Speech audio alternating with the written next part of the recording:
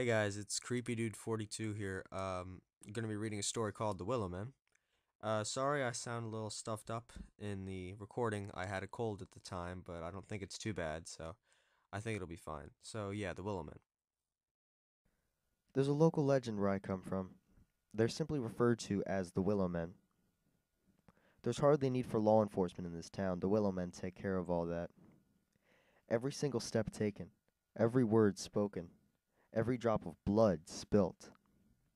The Willow Men know before anyone else. Believe me, anyone that has invoked the wrath of the Willow Men has gone missing without a trace. That's why when I realized what I had done, it was too late. They were coming. She just wouldn't shut the hell up.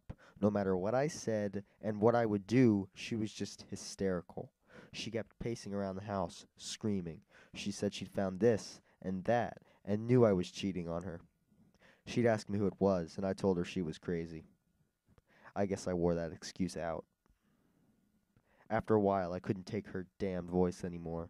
I'd walk room to room, and she'd follow me. When we got to the kitchen, I had my fill. I reached for the first knife I could find and jammed it into her throat. The face of anger and sorrow melted into one of despair and disbelief. The crimson fluid ran freely all over her blouse as she dropped to her knees, scrambling around on the floor. She clawed at the tile and made gurgling noises, which only served to infuriate me. I grabbed an iron skillet that I had been preheating on the stove and took a swing at her head.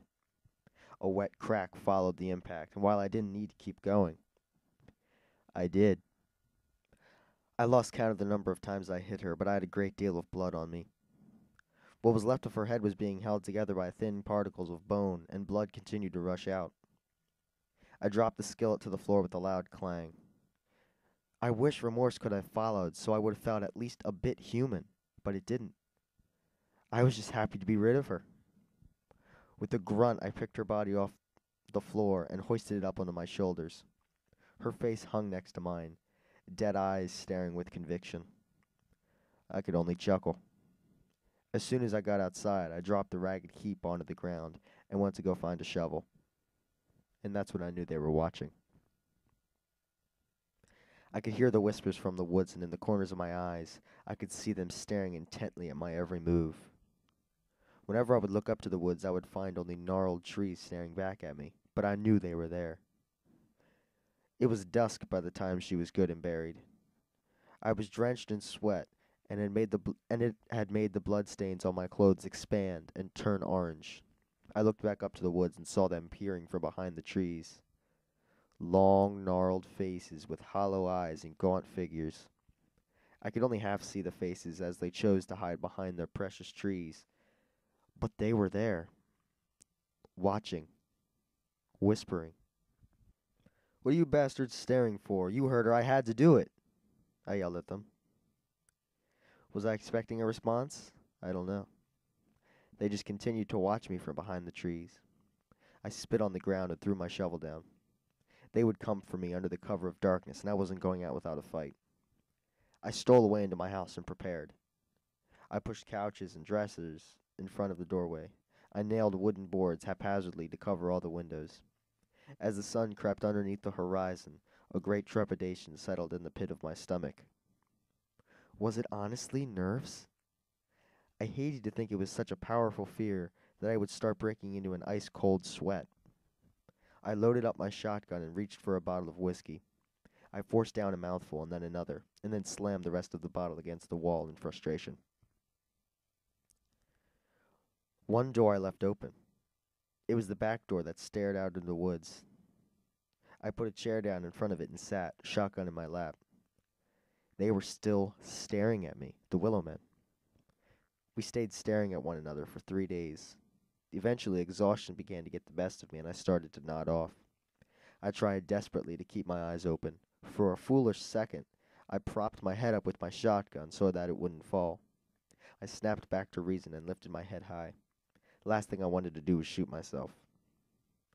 Had I known what was coming, I probably should have. I pushed myself to stay up a few more hours. The day came and went, and it was the dead of night before I knew it.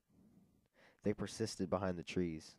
I began to rationalize that if I closed my eyes for a second, just for a second, I could have enough time to open them while the willow men were coming at me, so I could take a few down. Smiling, I did just that. Of course, it's difficult to tell how long you were asleep. Could have been a second, could have been days. I opened my eyes again and found I was still sitting in my chair with my shotgun in my lap. I snapped up when I saw the willow men were no longer behind the trees. I flipped out and held the shotgun up, darting around barrel first. I took a few steps outside and tried to control my heavy breaths. I shook damn near uncontrollably and found it impossible to keep the gun steady. I began to calm down when I didn't see anything outside, and began to return to my post when I stopped dead in my tracks. I felt tears well in my eyes, and something began to push up out of my throat. The willow men were peering from around the doorway and the sides of the house. I froze, staring at their gnarled faces and branch-like hands. I had to do something. I pulled the gun up and fired off a round. It managed to take out part of the door frame, but missed them altogether. I popped open the shotgun and madly grasped for a fresh shell in my pocket. I successfully reloaded it and lifted the gun back up. The willow men continued to look at me from where they had been. I took careful aim this time and fired once more. The shot hit the door frame, although this time it was closer to the willow men. I fumbled for a third round, and as I did, I saw a large shadow cover me. Looking up, the willow men were upon me. I screamed and closed the barrel down on my thumb, effectively severing it. Immediately after that, I lost all consciousness and collapsed. When I awoke, I was ice cold. My vision began to return to me slowly, and I could feel that I was being dragged. My heart sank when I looked around. Darkness stretched as far as the eye could see, and I knew I was in the deepest part of the woods. Where my thumb had once been was black and swollen, and it had managed to numb up to my forearm. My ankles were in severe pain, too, but I didn't know why. When I looked, I saw that they had been clearly snapped, and the willow men were dragging me by my feet. I began to scream as loudly as possible for someone, anyone. All it did was cause more willow men to appear and watch me from behind the strangest willow trees I had ever seen. Their trunks were small and looked just like leather. The earth around them was red and moist, yet where I was being dragged, it was dry, rugged land. I looked up to the canopy and wished I hadn't. Skinless corpses hung down, blood dripping freely to feed on what I now knew were flesh-bound trees.